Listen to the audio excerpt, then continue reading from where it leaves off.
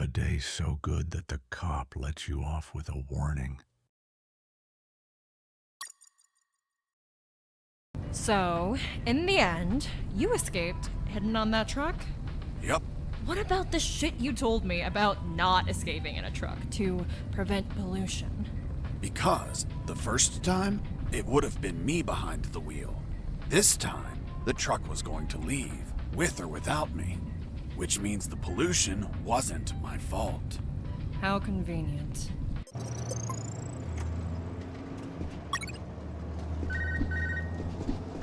Fox, do you copy? Hey, it's the concrete paparazzi. Concrete paparazzi. Ha! Such an asshole. But I like it. How's that escape of yours going? Making progress. I'm currently stowed away in a truck. Communications are hot. You really pissed them off, Fox. I guess we're both gifted with pissing people off. Sorry about the concrete joke, by the way. Nah, don't worry about it.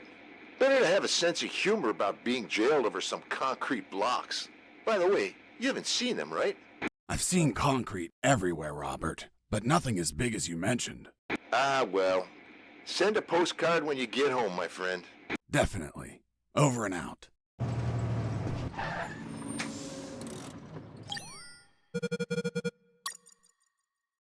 The truck stopped at last.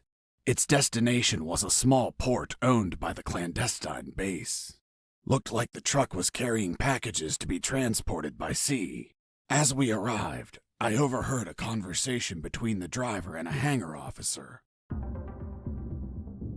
you gonna tell me what the fuck you're bringing me at this time of night? Sir, I have an order to send this load by sea. Fuck! You're waking me up for this? I already told your officer. All maritime operations are canceled. We're waiting for the nuclear warheads to arrive, and we won't ship anything else until there's a new order. Hold on, you said nuclear warheads? Yes, that's what I heard them say. God save us. That's impossible. You sound just like the Colonel. Colonel Harris, are you there? Here I am, son. You sound tense. Are you all right? Where are you? I escaped in a truck. I'm now in a hangar at a port. That's great news. Find a phone and call. Not so fast, Colonel. It's an ex-Army port. I'm not safe yet. I have new information about Operation Jericho. Just overheard a conversation. Sounds like they're waiting for nuclear warheads. Nuclear warheads? That's impossible. Are you certain? That's what I heard. This can't be. You just can't pluck nuclear weapons out of thin air. They're extensively regulated. Is it possible they stole them? We don't have any news about any theft in any country. If they were stolen, either a country hid the fact or it happened while I was captive here. Is it possible to build them? These people have a lot of resources. They'd need radioactive material and it can't be freely obtained. Not to mention a big lab and highly skilled people to produce them. Whatever the case, they managed to acquire some. If that's true, son, we're screwed. Hold on, Colonel. I heard something. Crap, they started the engine. I'll call you later. I have to jump out before the truck drives off.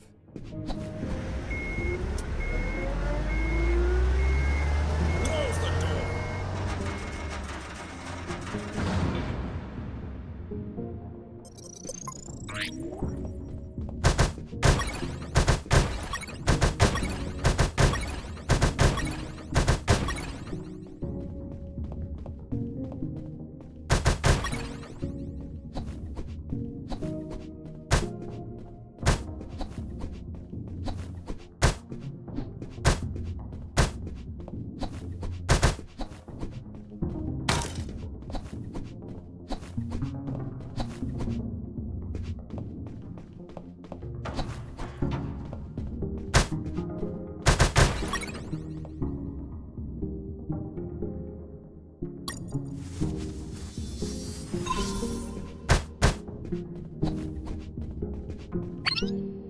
Hey, Leonard, look! It's the prisoner!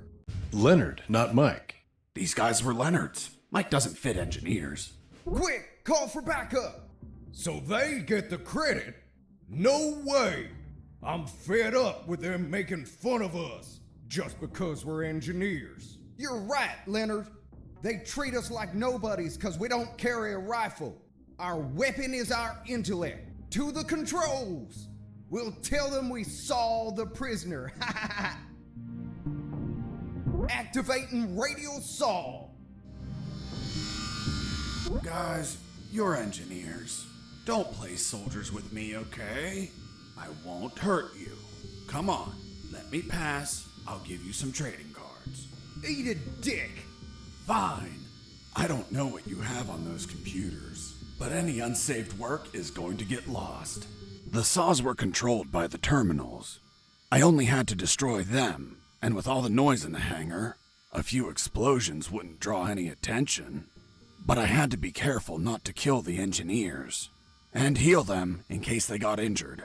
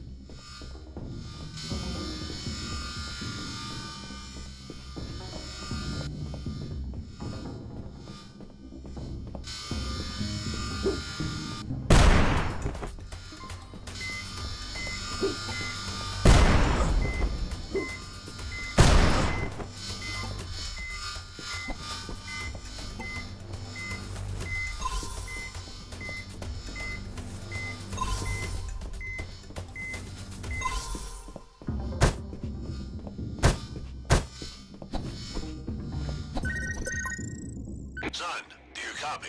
Copy, Colonel. Still in that hangar? Yes, Colonel. Still trying to figure out how to get out of here. By the way, guess what? They have a mini rescue submarine. Rescue? These people don't look like they go around rescuing people. I'm getting inside to have a look. Maybe I can ride it out of here.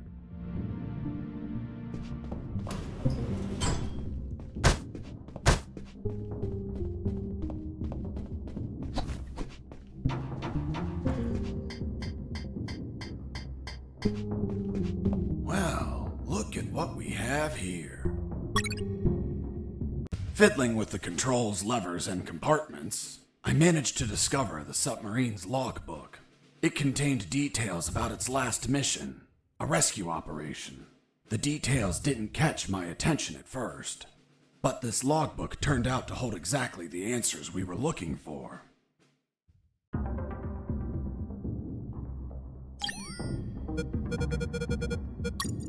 The fourth document was the logbook of a mini rescue submarine.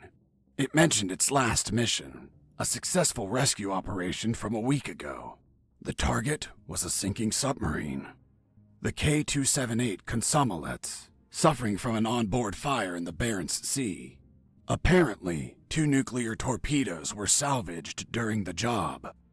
The warheads involved in Operation Jericho. The third file of Operation Jericho was quite revealing. Before leaving the submarine, I decided to report to Harris about the documents. Did you find anything, Fox? I found a logbook with a single recorded mission. It says, Mission, Deep Rescue, successfully completed. Return date, a week ago. I'll continue reading. Rescue in the Barents Sea. Objective, submarine K-278 Komsomolets. Damn it. The Komsomolets. Have you heard of it? Of course. It's a Soviet submarine that sank after catching fire. but I can't think of any connection between these scum and the Soviets. Maybe they're a Russian faction and went to rescue their comrades. Or they could be trying to trade the crewmen for Russian nukes or something. Fox, this wasn't a rescue mission. But the log says... The Komsomolets sank over a year ago. There's not a soul alive down there. It's not people they were hauling. It was something else. Colonel, what was the sub armed with? As far as I know, 2 nuclear torpedoes. Fuck. There it is. The nuclear warheads for Operation Jericho. Kindly donated by the Soviet Union in a game of finders keepers. If what you say is true, they had to bring those torpedoes in by sea and take them to a lab. The whole Komsomolets have been contaminated by the radiation, which means they would need a sarcophagus. A sarcophagus? Like the one for Tutankhamun? Did you smoke something, Colonel? Don't be an idiot, Fox. A sarcophagus is something that confines radiation, preventing everyone from dying while they transport the goods. It has to be something thick, heavy. Like 2 huge concrete blocks. Fuck, I have to call Robert. Fox, wait. What's up, Colonel? I hear footsteps. Soldiers are walking down the hall. Damn it. I think my time is up. Listen to me carefully, son. The situation is critical. You have to escape as soon as possible and call the Cavalier. Understood? The fate of countless people rests on you, Fox. Colonel Harris out. That was my final communication with Colonel Harris.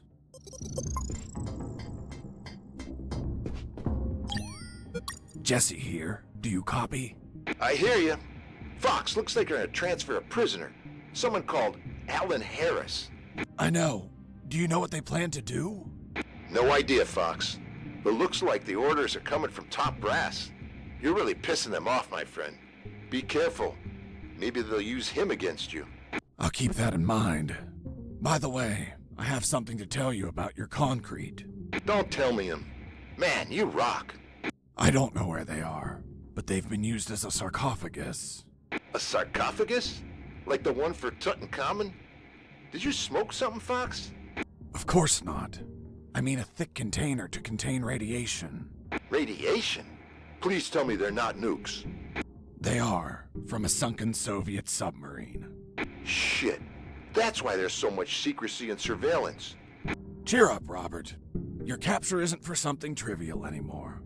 It's for a nuclear arms race. Fuck. This news is the bomb. That's a literal way to say it. Keep me informed, my friend. I want to know all the deets. I will, Robert. Over and out.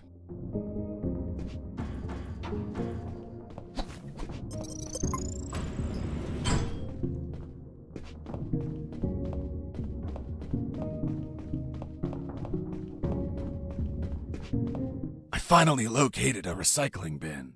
I've been needing one for a while. Why the hell did you need a recycling bin? To get rid of some stuff. But couldn't you just toss them on the ground? Are you taking me for some sort of shitbag? You were behind enemy lines. It wouldn't be unreasonable. Look, Lieutenant, I don't abandon my principles at the first sign of adversity. I see. Now, why did you get rid of items that may be handy later? Because the more stuff you have, the more you're a slave to your own possessions. And nothing enslaves me.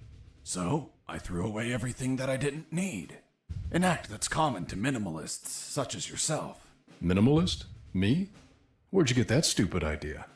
Take a look at yourself. You look angry and disappointed. As if you're having minimalist intercourse. How dare you? Relax, Sergeant. It's obvious what Mr. Fox is trying to do. We've been here for a long time. We're tired, even slightly agitated. Mr. Fox is trying to take advantage of that by getting on my nerves with petty insults, hoping I attack him and provide an officer misconduct charge that enables him to be set free. But that is not going to work, Mr. Fox. Look, I'm used to interrogating assholes like you. Fuck. You got me, officer. I underestimated you. Fuck. I have to admit that you're very good. Well, thanks. Yeah, well, let's continue. You said that you got rid of some items.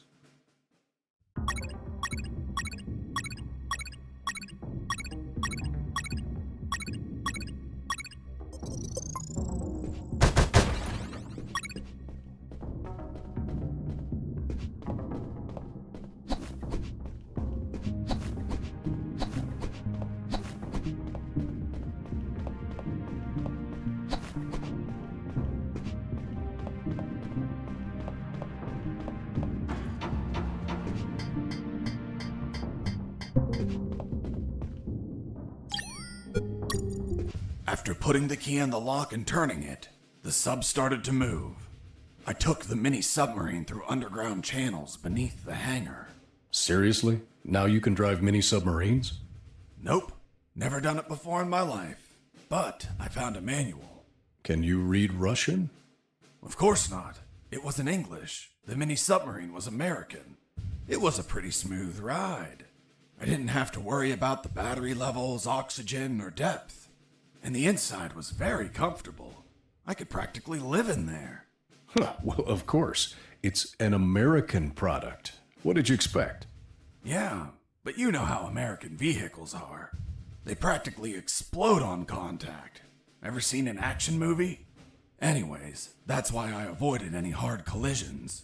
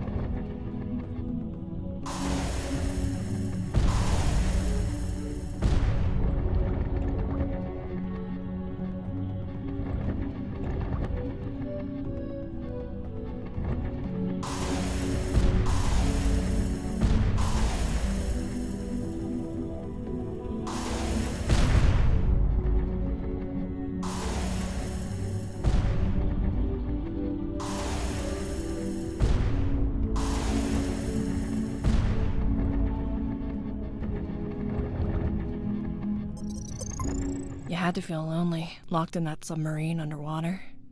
Nah, I had some company.